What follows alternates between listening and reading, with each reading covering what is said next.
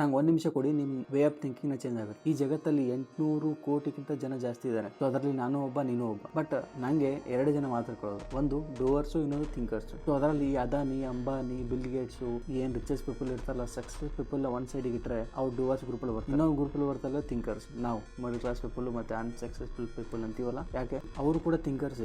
ನಾವು ಕೂಡ ಅವ್ರ ತರನೇ ಥಿಂಕ್ ಮಾಡ್ತೀವಿ ಸೇಮ್. ಬಟ್ ಯಾಕೆ ಅವ್ರ ತರ ಬೆಳೆಯೋಕ್ಕಾಗ್ತಿಲ್ಲ, ಯಾಕೆ ಅವ್ರ ತರ ಗಳಿಸೋಕ್ಕಾಗ್ತಿಲ್ಲ, ಯಾಕೆ ಅವ್ರ ತರ ಹೆಸರು ಮಾಡೋಕ್ಕಾಗ್ತಿಲ್ಲ? ಅದಕ್ಕೊಂದೇ ಡಿಫ್ರೆನ್ಸ್ ಅಂದ್ರೆ ಅವ್ರು ಆಕ್ಷನ್ ತಗೋತಾರೆ, ನಾವು ಆಕ್ಷನ್ ತಗೋಲ್ಲ. ಥಿಂಕ್ ಮಾಡ್ತೀವಿ. ನಮ್ಮ ಹತ್ರ ರೀಸನ್ ಇರ್ತವೆ ಜಾಸ್ತಿ. ನಾಳೆ ಪೋಸ್ಟ್ಪೋನ್, ನಾಳೆ ಅಂತೂ ತುಂಬಾ ಇರ್ತದೆ ನಮ್ಮ ಹತ್ರ. ಗಾಸಿಪ್ಸ್ ಇರುತ್ತೆ, ಒಂದು ಬ್ಯಾಡ್ ಹ್ಯಾಬಿಟ್, ನೆಗೆಟಿವಿಟಿ ಇವೆಲ್ಲ ಸುಟ್ಕೊಂಡಿರ್ತಾರೆ ನಮ್ಮ ಹತ್ರ. ಈ ಒಂದು ಪ್ರಾಬ್ಲಮ್ಸ್ ಅಲ್ಲಿ ನಾವು ಸಿಕ್ಕಾಕೊಂಡಿರ್ತೀವಿ. ಅವರು ಇದನ್ನ ನೆಗ್ಲೆಕ್ಟ್ ಮಾಡ್ತಾರೆ. ನಾವು ಥಿಂಕ್ ಮಾಡ್ತೀವಿ, ಮಗ ನಾವು ಕೂಡ ಒಂಥರ ಆಗಲೇಬೇಕು, ಮಾಡಲೇಬೇಕು, ವರ್ಕ್ ಮಾಡ್ತೀವಿ. ಬಟ್ ಆಗಲ್ಲ. ಯಾಕೆ? ಕನ್ಸಿಸ್ಟೆನ್ಸಿ ವರ್ಕ್ ಮಾಡಲ್ಲ. ನಾವು ಪೇಷನ್ಸ್ ಇರಲ್ಲ ನಮ್ಮ ಹತ್ರ, ಹಠ ಇರಲ್ಲ ನಮ್ಮ ಹತ್ರ. ನಾವು ಅವ್ರ ತರ ಮಾಡಲೇಬೇಕು ಅಂತ ಜಿದ್ದಿರಲ್ಲ. ಸೊ ಅವಾಗ ಅವರಿಂದ ನಾವು ಥಿಂಕರ್ಸ್ ಆಗಿ ಡಿವೈಡ್ ಆಗ್ತೀವಿ.